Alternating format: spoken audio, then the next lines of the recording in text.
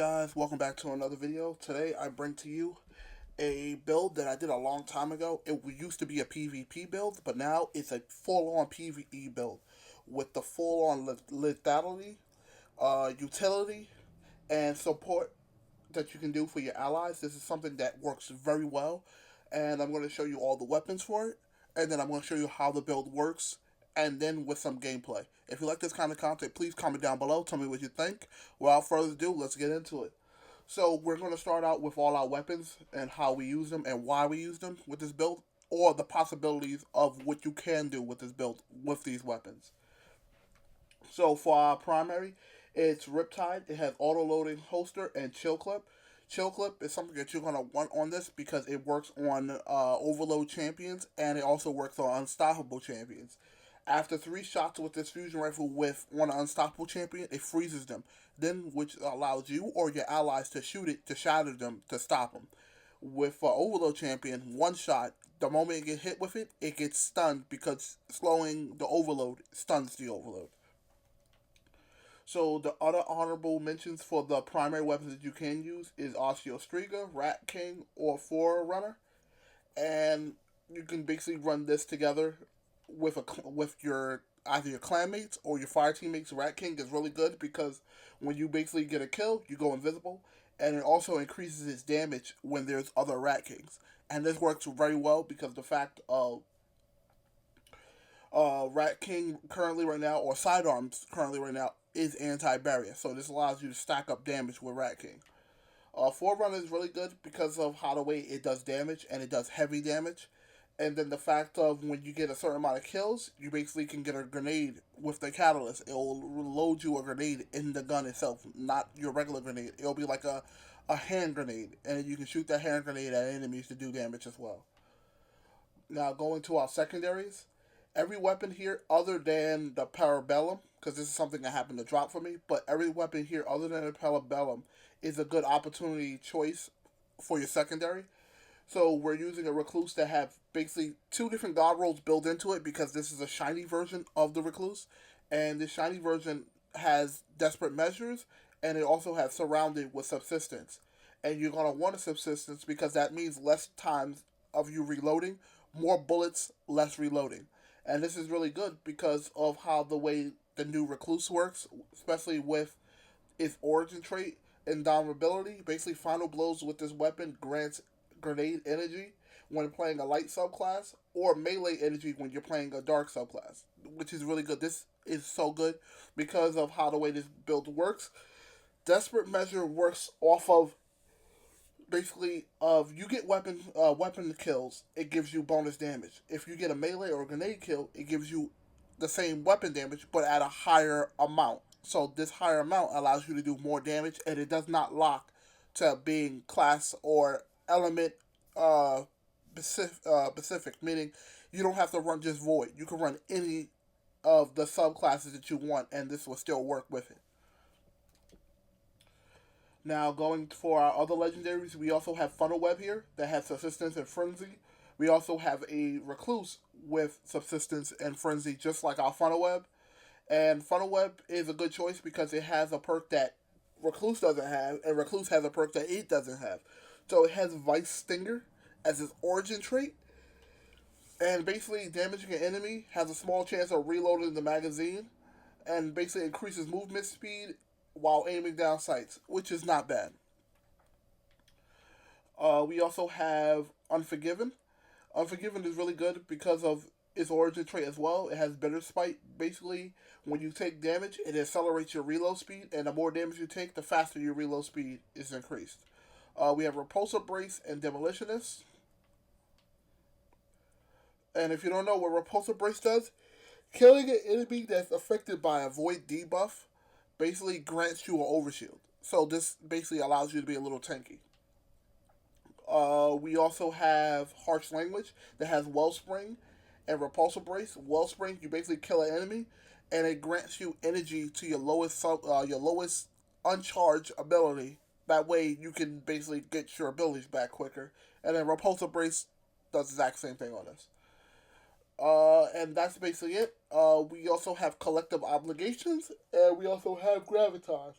So these are two good choices with this because of how the way we're going to be running this. You're going to want to run a void weapon as your secondary. That way you can basically get volatile rounds, which is your anti-barrier. This build has a mixture of everything in it for survivability, lethality, and basically supportiveness to help you and your allies survive each wave, where you can help lock down ads where you want them to be. So collective obligation is really good because it has the ability to leech void debuffs.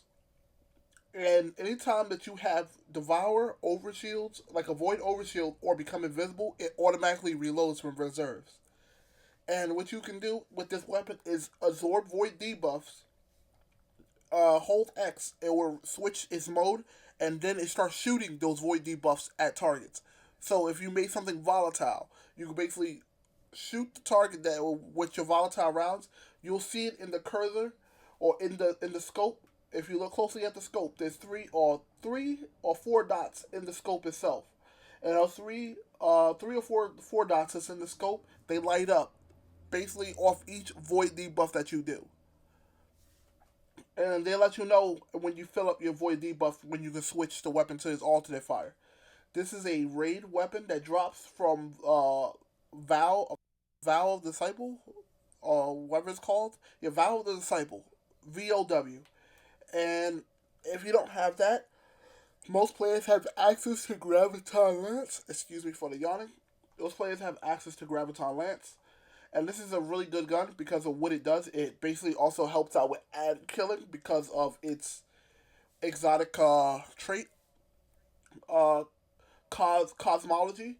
Kills with this weapon causes targets to detonate and spawn void projectile that tracks targets. This works really good because the moment you start doing this, you're going to see it starts tracking other enemies, and you can basically just spam a bunch of void projectiles onto a bunch of enemies, which allows you to do a lot of ad clear. The other cool thing about this is that it also has two additional perks in its catalyst due to its rework. Before it used to be Hidden Hand, now it's Vorpal Weapon, and it is also, I forgot the name of this perk, but it is also another perk that when you break a combatant's shield, it grants you an overshield, or you defeat a guardian when using a super, you will be given an overshield. So it adds on to the, basically lethality, but also survivability as well. Now for our heavy weapons, so we're gonna go over the legendaries real quick, and then we're gonna go straight into the exotics and why we use them. So we have Edge Transit, which is very self-explanatory. If not, Edge Transit is a void grenade launcher that was added into with Into the Light, and basically you can get different kind of rolls on it. But this is the roll that I went for, and I ended up getting it on a shiny. So we have Spike Nades, Cascade Point, and Bait and Switch. At this point right now, if I'm not mistaken, I think Bungie has disabled Cascade Point, so you can basically get yourself a Cascade Point grenade launcher and just hang on to it for now. So we have Cascade Point, Bait and Switch, Spike Nades, and your Linear Compensator. For our other grenades, since if you don't have that roll yet and you want a grenade launcher that avoid grenade launcher that works with the build, you can also go and get Regiment. You can get it with Explosive Light, Auto Loading, Spike Nades, and Hard Launch. And Velocity would be your masterwork for it. And then you just throw ball spec on it and you're basically good to go. Now, for our other weapon, we're using Commemoration. And the reason why we're using this LMG is actually really, really good, especially the fact that you can get Fire in Line on it and fourth time's the charm, which allows you to dish out a lot of damage. And because of how the way the bosses are not as tanky as raid bosses. They are tanky, but they're not as tanky as raid boss, meaning they have less health than a raid boss. But they are tanky enough that you have to have at least some amount of damage to allow you to DPS them. And this is good because there is a lot of bosses inside of this activity. And what you want to do is basically if the boss you see the boss and you know the boss might have a crit, you may want to swap straight to Commemoration so that way you can use it to aim at the crit, so that way you can do more damage precision wise. Let's see. And then now we can go straight to the exotics. So the first one would be Leviathan's Breath. Leviathan Breath is by far one of the best exotics on this list for your weapon that you can use as exotic heavy weapon.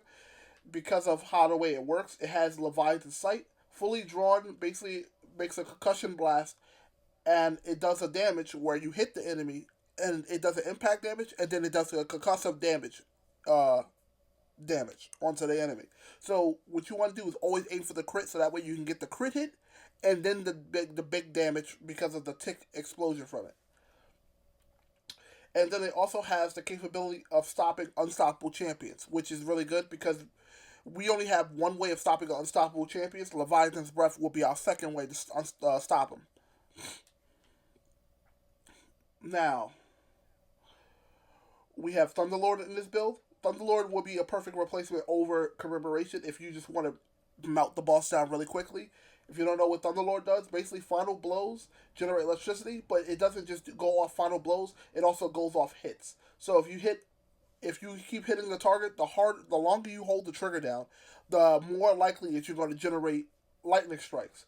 But because of the catalyst basically, when you cause a lightning strike, it causes the weapon to partially reload its magazine from reserves. So basically, you're gonna just be just holding down the trigger, dumping your magazine into the enemy. We're also using Deathbringer. Deathbringer is by far really good for ad clearing. So you can use this to clear ads. Like if you get like overran with too many ads, Deathbringer is really good, especially if you're running it on Midtown. Midtown is by far my favorite one to run it on because everything's close in and you don't have to worry about running distance to kill enemies. You can just shoot this up in the air and let it drop, and this catalyst makes it even better because it increases its dark descent potential, which is its ability. Basically, the further the void orbs drop, the more powerful their detonations become, meaning more damage it does. But what you can do is with the catalyst allows it to reach that dark descent faster. So basically, you can get that damage quicker than shooting it high in the sky and waiting for it to drop. Meaning you can shoot it slightly above the enemy's head, and by the time it comes down to hit the enemy, it's already at full damage doing its damage. And that this rocket launcher also works off of volatile rounds as well. So the moment it hits something, it will work off volatile rounds and also giving you your visibility, also helping you survive and keeping your allies alive. And the last one would be Dragon's Breath. Dragon's Breath is more or less of you want to put damage into the boss and then start focusing some of the ads. That way you keep the ads off your allies and yourself. Or more or less, if you want to shoot it in the area to lock off an area from the enemies to keep the enemies there, that way you don't have to worry about them because you know it's going to continuously kill them. This is another way you can do it with Dragon's Breath. Alright, that's basically it. Now we're going to get straight into the build itself, and then we're going to show you some gameplay of how this build works. So, here's the basics. We have Gambler's Dodge, because you want to basically get your snare grenade back every time. Triple Jump, that's something prefer up to you. You can run any kind of jump you want on a hunter. Snare Bomb, that's the only melee we currently have for the hunter. We're using scatter grenades, but every grenade on the list can be up for you. It's just up to you, whatever you want. For our aspects, you're going to want to run Stylish Executioner, and you're going to want to run Vanishing Step. Stylish Executioner is so good because when you defeat a target as weakened, suppressed, or volatile, it grants invisibility with True Sight. Excuse me. And then the cool thing about it is after you basically get the Stylish Executioner, your next melee attack, while invisible, weakens targets. So that works off your snares. So, or you can punch something too. And then the Vanishing Step, that's basically you just doing a dodge and you go invisible. So for our aspects, we're using Echo of Starvation, Echo of Sensation, Echo of Expulsion, and we're using Echo of Instability. So basically, Echo Instability gives us volatile rounds when we get grenade kills. Echo Expulsion allows our void abilities to basically cause explosions, which those explosions does do more damage onto the enemies. It allows us to clear enemies even quicker, and also makes them volatile when they get hit with the explosion and they survive. Echo of Sensation, basically all it does is when you do a finisher final blow, it allows you to create a void blast damage, and it makes enemies in the nearby area become volatile. So you're basically playing off volatile. And then the last one will be Echo of Starvation. This is really good because when you basically pick up a Void Breach or Orb of Power, because of our Echo of Sensation, we also, when we defeat targets, it creates a Void Breach, volatile targets. it basically creates a void breach, and we're constantly going to be making ourselves with volatile rounds, or we're constantly going to be making enemies volatile at all times. This is the way this build works. And basically, you grant yourself Devour.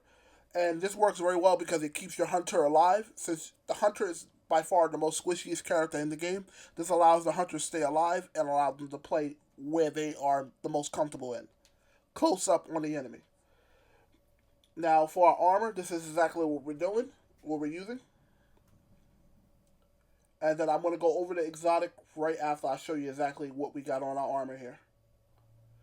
For the class item, we're using Bulwark Finisher. This grants you an overshield off of final blows of finishers. This is really good because it grants you that little bit more survivability for your hunter.